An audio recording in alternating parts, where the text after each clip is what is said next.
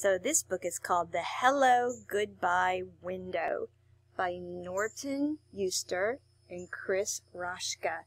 And if you will notice, it has the gold Caldecott Medal for the illustrations. You'll love these colorful, vibrant illustrations of the Hello Goodbye Window. This is a great book for this time when we're all at home together. Oh, there's a lot to see in this one. The Hello Goodbye Window.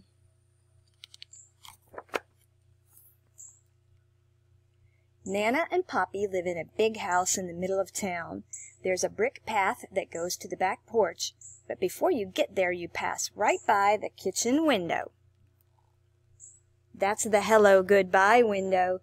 It looks like a regular window, but it's not. The kitchen is where Nana and Poppy are most of the time, so you can climb up on the flour barrel and tap the window, then duck down, and they won't know who did it. Or you can press your face against the glass and frighten them. If they're not in the kitchen, you can't do any of those things, and you have to wait until next time. If they see you first, they wave and they make silly faces. Sometimes Nana peekaboos me, which always makes me laugh. Peekaboo! That's funny. So I get a lot of extra fun and hellos before I even get inside. Just look at the kitchen. It's so big. It has a table you can color on and lots of drawers to take stuff out of and play with. But you can't touch anything under the sink. You could get very sick.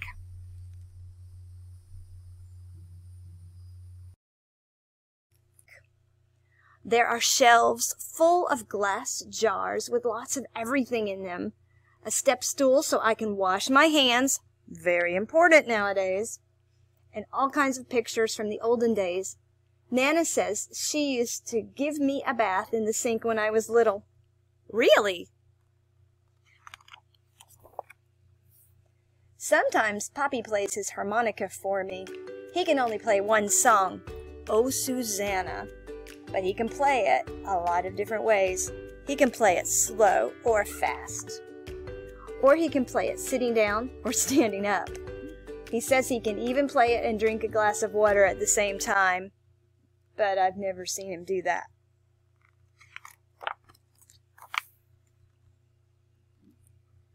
When I stay over, we have our supper in the kitchen too, and when it's dark outside, we can look at our reflection in the window.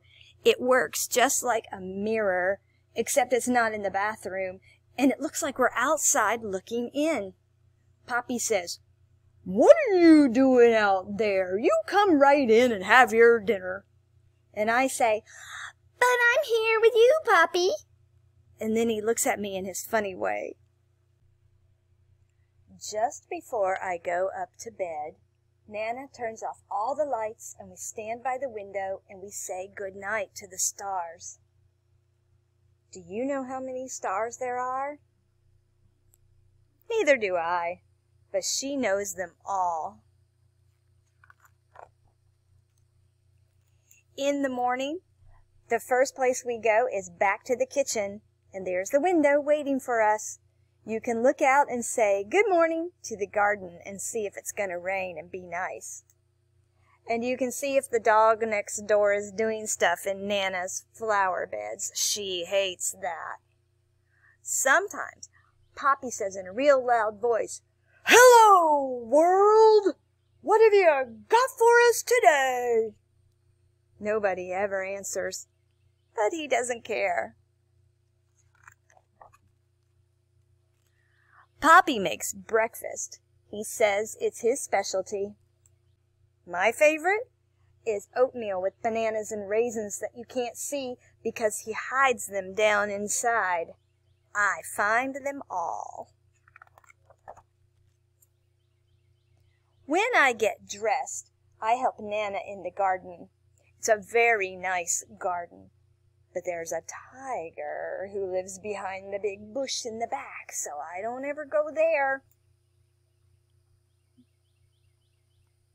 There's the tiger.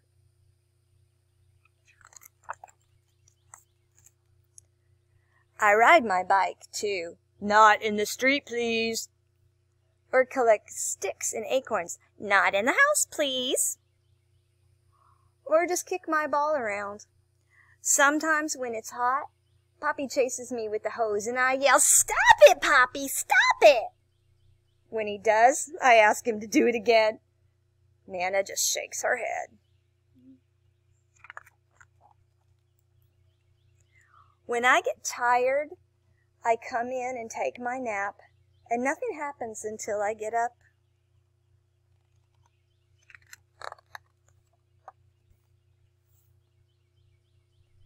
Then, sometimes, I just sit by the hello, goodbye window and watch. Nana says it's a magic window, and anybody can come along when you least expect it. Tyrannosaurus Rex. He's extinct, so he doesn't come around much. Wow. Ooh, the pizza delivery guy. Pepperoni and cheese. He knows that's my favorite. The Queen of England. Nana is English, you know, so the Queen likes to come for tea. They all could come, and a lot more if they want, and if they do, I'll see them first. Mommy and Daddy pick me up after work. I'm glad because I know we're going home, but it makes me sad too because I have to leave Nana and Poppy. You can be happy and sad at the same time, you know. It just happens that way sometimes. When we leave, we always stop at the window to blow kisses goodbye. We have to do that a lot now, right?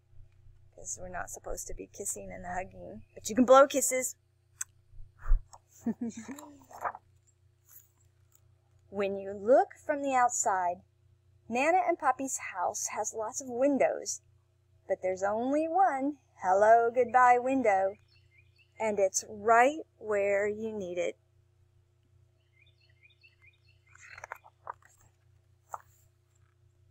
When I get my own house someday, I'm going to have a special hello goodbye window too. By that time, I might be a Nana myself. I don't know who the Poppy will be, but I hope he can play the harmonica.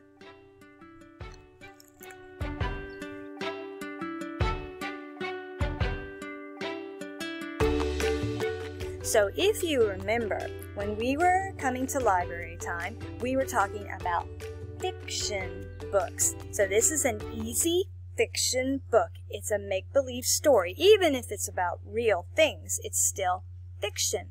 Now there are some elements to stories, and one of them asks the question, who?